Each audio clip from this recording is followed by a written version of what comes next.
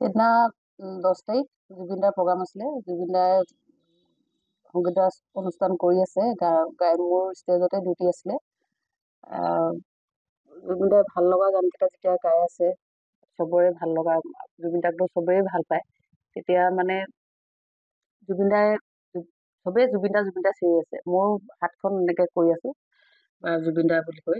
তেতিয়া জুবিন দাই মোক মাতিলে, হাত দি কিনি মাতিলে। তেতিয়া মই জুবিন দাৰ ওচৰলৈ গ'লো। জুবিন দাৰ ওচৰত গৈ জুবিন দাক মই অনুৰোধ কৰিলোঁ, জুবিন দাক গৈ সাৱটি ধৰিলোঁ।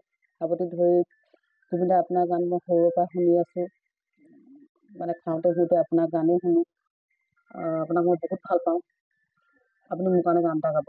মই তেনেকৈ ক'লোঁ। জুবিন দাই হয় মোৰ কাৰণে গানটো গালে। মোৰ নামটো কৈ দিছোঁ মই। তেতিয়া জুবিন দাই মোৰ নামটো কৈ কিনি গানটো গাইছে।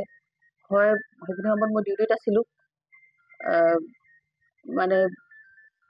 ইউনিফৰ্মত আছিলোঁ। যেতিয়া জুবিন দাই মাতি দিলে, মই একদম আৱেগিক হৈ গ'লোঁ। আৱেগিক হৈ গৈ জুবিন দাক চবেই ভাল পায়, চবৰ হিয়াৰ আমঠু।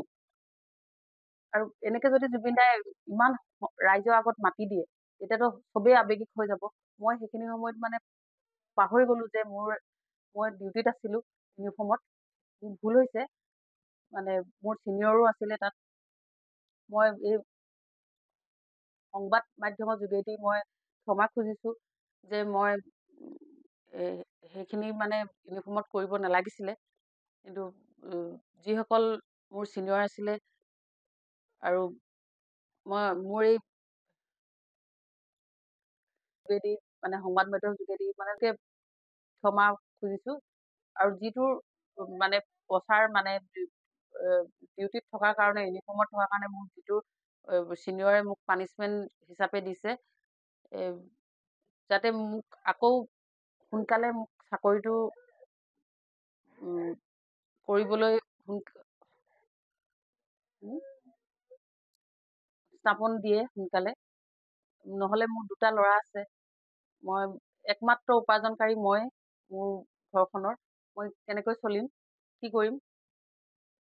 মই হাতযোৰ কৰি অনুৰোধ জনাইছোঁ প্ৰশাসনক, যাতে মোৰ যিটো শাস্তি কৰিছিলে, অকণমান সোনকালে কৰি দিয়ে যেন, মাফ কৰি দিয়ে যেন। জুবিন দাকতো সকলোৱে চিনি পায়। জুবিন দাৰ কাৰণে হৈছে বুলি মইতো হেৰি কৰা নাই, গোটেই নিউজৰ হেৰিয়ৰ থৈ দিয়ে। কিন্তু জুবিন দাক এটাই অনুৰোধ, জুবিন দাৰতো কথা কোনেও নাকাটে। জুবিন দাই যদি এই নিউজটো চাই আছে, জুবিন দাৰ থ্ৰুৱেদি যাতে আমাৰ চিনিয়ৰক কৈ যাতে এইখিনি কৈ মোৰ চাকৰিটো সোনকালে পোৱাত যাতে সহায় কৰি দিয়ে।